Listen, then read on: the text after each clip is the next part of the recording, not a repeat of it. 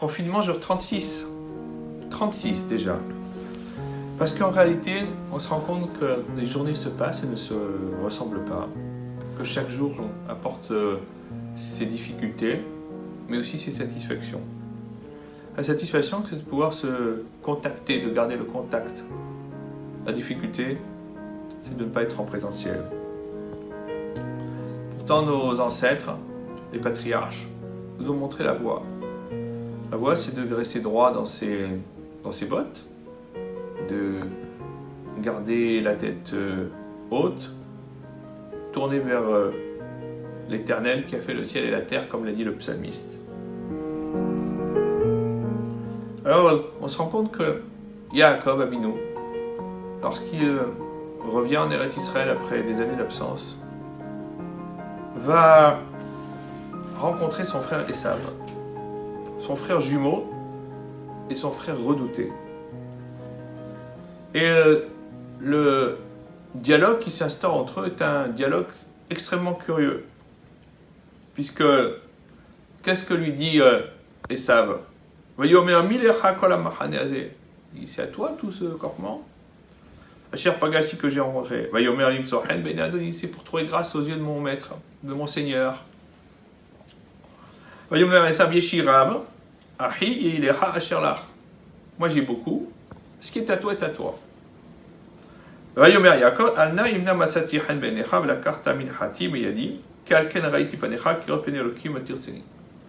Etc. Et c'est à toi, c'est à moi, c'est à toi, c'est à moi, c'est à moi, c'est à moi. Nos maîtres expliquent qu'en réalité, il y a un débat métaphysique qui est en train de s'instaurer entre Yaakov et Esav. Yaakov est un croyant. Ce qu'il a, il sait qu'il le tient d'Hachem. Entre Jacob et Ésaü est le suivant. Est-ce que tout ce qui me provient par la volonté divine ou ne me provient que par mon seul travail, ma seule intelligence? Yaakov Avinu dit Yeshi Kol, j'ai tout ce dont j'ai besoin. C'est-à-dire, j'ai exactement ce que Hachem m'attribue et ça me suffit. Je suis content avec ce que j'ai. Esav dit Lecha, pour toi. Sous-entendu, tout ce que tu as, c'est pour toi, pour ton profit personnel, pour assouvir tes instincts. Et tout ce que tu as, c'est grâce à ta force, à ta puissance, à ton intelligence. Kori ve otsem yadi asulet kol kavod. Ma force et la puissance de ma main qui m'a donné toute cette richesse.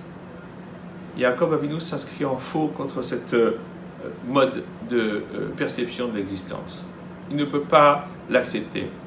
Alors il va dire à son frère, écoute, j'ai ce que Hachem m'a donné.